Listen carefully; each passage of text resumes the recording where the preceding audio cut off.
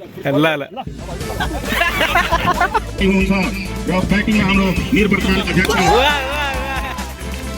यो 50 मार्क्समा तपाईँलाई हरेक 10 मार्क्स गरेर 5 वटा भागमा विभाजन गरेको रहेछ। ड्रेस र टर्नआउट, त्यहाँदेखि command and leadership, formation alignment, स्यालुटिङ।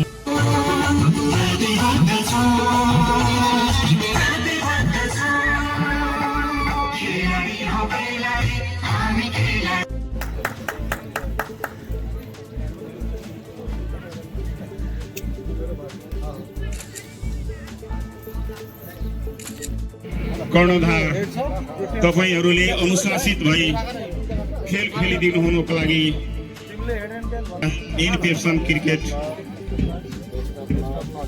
प्रतियोगिताको समितिबाट हार्दिक अनुरोध गर्न चाहन्छु।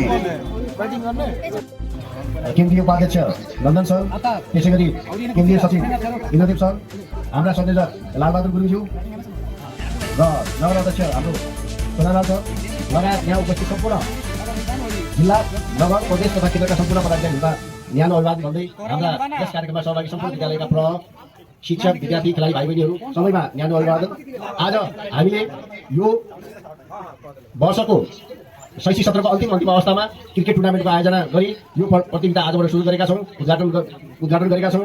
निश्चय पनि यो खेलले चाहिँ हाम्रो विद्यार्थी भाइ बहिनीहरूलाई अनुशासित बनाउन र साथसाथै खेलमा पनि यो क्रिकेट लगायत विभिन्न खेलहरूमा चाहिँ हामीले विभिन्न गतिविधिहरू गर्दै आएका छौँ र आज यो क्रिकेट खेलले पनि हाम्रा विद्यार्थी भाइ बहिनीहरूलाई एउटा दक्ष खेलाडी उत्पादन गर्न सक्ने एउटा हामीले वातावरण तयार गरेका छौँ र अवश्य पनि यसले एउटा सक्षम खेलाडी राष्ट्रिय तथा अन्तर्राष्ट्रिय स्तरमा उत्पादन गर्न सहयोग पुग्नेछ।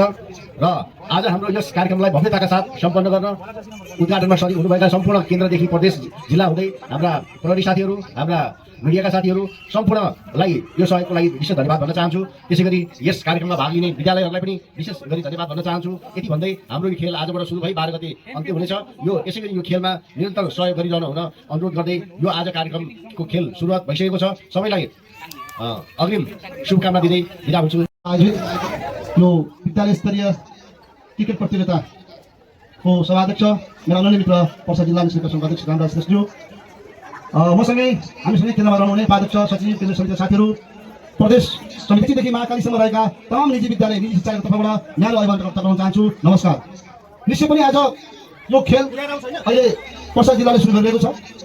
हाम्रो नेसनल क्याप्सन अन्तर्गत रहेका सबै जिल्लाहरूमा अहिले यो खेल भइरहेको छ। केही दिन मात्रै 12 जिल्लाले सम्पन्न गरेको छ र त्योभन्दा अगाडि म आफै पुगेर काठमाडौँ जिल्लाले सम्पन्न गरेको कार्यक्रममा सरकारमा आउँदैछु। र सबैभन्दा पहिला म यो कार्यक्रम गरिरहँदाखेरि, यो कार्यक्रमको आयोजना गरिरहँदाखेरि जुन हिसाबले कार्यक्रमको आज आयोजना गरेको छ त्यो अत्यन्तै आफ्नो पृथक छ र यो कार्यक्रम गरिरहँदाखेरि यसका कथा, समस्या, यस्ता विधिगत थुप्रै समस्याहरूप्रति आज पर्सा जिल्लाले आफूलाई सफल रूपमा ठानेको छ र सम्पन्न गर्दैछ। र यो कार्यक्रम सम्पन्न गर्नको लागि संयोजक रूपमा हाम्रो गुरुङ सर हुनुहुन्छ। उहाँको चाहिँ निरन्तर मैले त्यो स्ट्याटस पनि हेरिरहेको छु र त्यति कार्यक्रम सम्पन्न हुँदैन, यहाँ सबै साथीहरूको सहयोग त्यतिकै छ। त्यो सँगसँगै आम नगरवासीको पनि त्यतिकै महत्त्वपूर्ण भूमिका रहेको मैले महसुस गरेको छु। र विद्यार्थी, खेलाडी साथीहरू, तपाईँहरू एउटा राष्ट्रको गहना हुनुहुन्छ। हामी चाहन्छौँ हाम्रा विद्यालयका विद्यार्थीहरू समग्र सबै क्षेत्रमा आफ्ना एक्सपोजरहरू प्रस्तुत गर्न सक्नुहोस् र हामी त्यो फिल्डहरू हामी तपाईँलाई यो संगठन मार्फत प्रदान गरिरहेका छौँ। र भर्खरै मात्र हामीले हेरौँ अत्यन्त उत्कृष्ट मार्च पास्ट यहाँले प्रदर्शन गर्नुभएको छ। उत्कृष्ट मार्च पास्ट प्रदर्शन गर्नुहुने सम्पूर्ण विद्यालयका विद्यार्थी भाइहरूलाई म विशेष धन्यवाद दिन चाहन्छु। र त्यो सँगसँगै प्रतियोगी रूपमा रहेको यो मार्च पास्टमा विजय हासिल गर्नुहुने सम्पूर्ण विद्यार्थी र विद्यालय परिवारप्रति म बधाई ज्ञापन गर्न चाहन्छु। र मलाई यस कार्यक्रममा हाम्रो केन्द्रीय अध्यक्षज्यूको निमन्त्रणा सँगसँगै उहाँको विशेष कामले उहाँ आउन सक्नु भएन र म एउटा सङ्गठन विभाग प्रमुखको हैसियतले र मलाई पनि यस कार्यक्रममा अहिले प्रमुख अतिथिको लागि मलाई निम्ता गर्नुभयो र मैले यहाँ आउने अवसर प्राप्त गरेँ। केही शब्दहरू भन्ने अवसर प्राप्त पाएँ। यसको लागि म आयोजक समितिप्रति हार्दिक आभार व्यक्त गर्न चाहन्छु।